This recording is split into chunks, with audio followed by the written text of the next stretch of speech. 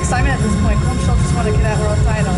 No, I'm excited for him and for the direction the program's heading in. And, I mean, we had a Cadet World champ, we had a Junior World champ this year. It's a good start to what we're building. And these young men are laying down that foundation and showing the rest of the athletes in the United States what we're capable of doing if they put the time and the work in and they make the sacrifices. But it takes a lot, you know. I mean, I heard Cohlton talk about, you know, how grateful he was that his family, you know, I mean, his family's brought him to the training center ever since I got there as a national coach. They've been driving him back and forth. He just got his license this year, and I mean, he makes the same kind of sacrifices. You know, when he was, you know, he'd get out of high school and he'd come straight down to the OTC, making sure he was getting his training in. He was preparing properly for this tournament. Everything he did this summer, he did right. He did it with full effort and 100% commitment. And I mean, that's really what it takes. And hopefully you have a little luck out there as well. And you know, and we didn't have a lot of luck out there. We got a call against us where I thought we had 4 points, and you know, I had the cube in my hand, but ultimately I trusted Cole that he was going to get it done. So I didn't throw the cube and just said, you know, find a way, get this done, and he did. He snapped the guy down, went behind, scored 2, and that pretty much closed the match out. You work pretty closely with Cohlton. Can you just elaborate on how you've seen him grow over this past summer? Oh, and he's grown so much since I've gotten to know him. But he's still a fun-loving kid that, you know, just enjoys this process.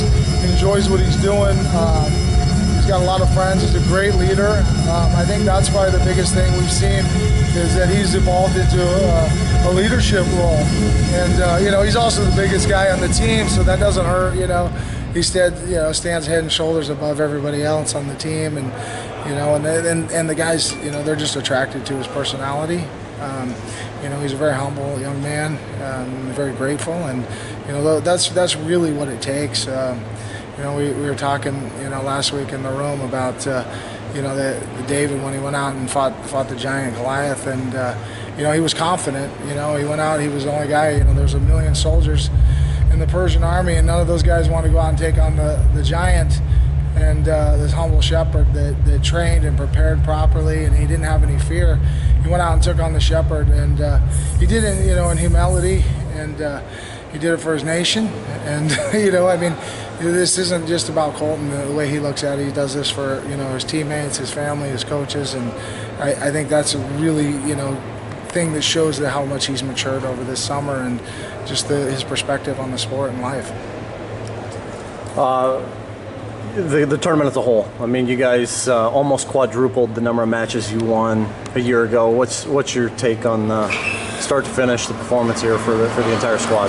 Well, I think what that was winning more matches was having more time with our cadets this summer, and it still isn't enough time. They're still not with us full time. You know, they're doing folk style still, but we did get a lot of opportunity to spend time with our cadets. And you know, the problem is when they get into those pressure situations, the pressure really comes down. They go to some bad habits. They go to what makes them feel comfortable and what they've done. You know, they'll go to collar ties, their hips will be back, their head will be down, and they're doing such great stuff. I'm watching their position, and all of a sudden pressure gets on, and they revert back to some of those old folk style habits. And that's just, you know, that's just a product of our culture and our system in the United States, and we're working to change that.